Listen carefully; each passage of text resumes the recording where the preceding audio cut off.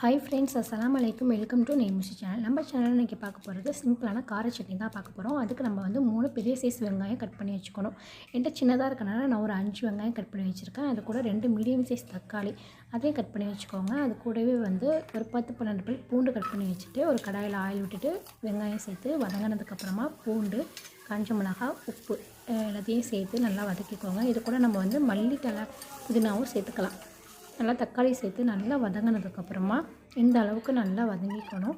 வதங்கினதுக்கப்புறமா நம்ம வந்து இதை ஆற விட்டுட்டு மிக்ஸி ஜாரில் சேர்த்து நல்லா வந்து ஒரு ஃபைன் பேஸ்ட்டாக அரைச்சி எடுத்துகிட்டு வந்துடுங்க.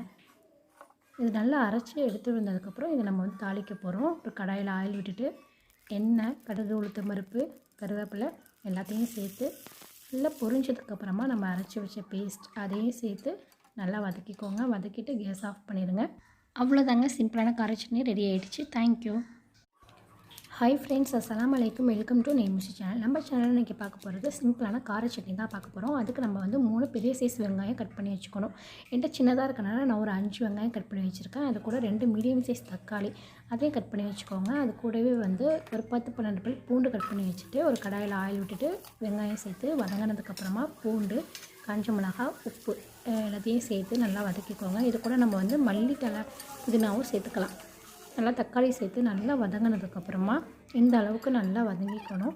வதங்கினதுக்கப்புறமா நம்ம வந்து இதை ஆற விட்டுட்டு மிக்ஸி ஜாரில் சேர்த்து நல்லா வந்து ஒரு ஃபைன் பேஸ்ட்டாக அரைச்சி எடுத்துகிட்டு வந்துடுங்க. இது நல்லா அரைச்சி எடுத்துகிட்டு வந்ததுக்கப்புறம் இதை நம்ம வந்து தாளிக்க போகிறோம். ஒரு கடாயில் ஆயில் விட்டுட்டு எண்ணெய், கடுகு, உளுத்தம் பருப்பு, கருவேப்பிலை எல்லாத்தையும் சேர்த்து நல்லா பொரிஞ்சதுக்கப்புறமா நம்ம அரைச்சி வச்ச பேஸ்ட் அதையும் சேர்த்து நல்லா வதக்கிக்கோங்க. வதக்கிட்டு கேஸ் ஆஃப் பண்ணிடுங்க. அவ்வளோதாங்க, சிம்பிளான கார சட்னி ரெடி ஆகிடுச்சு. தேங்க்யூ.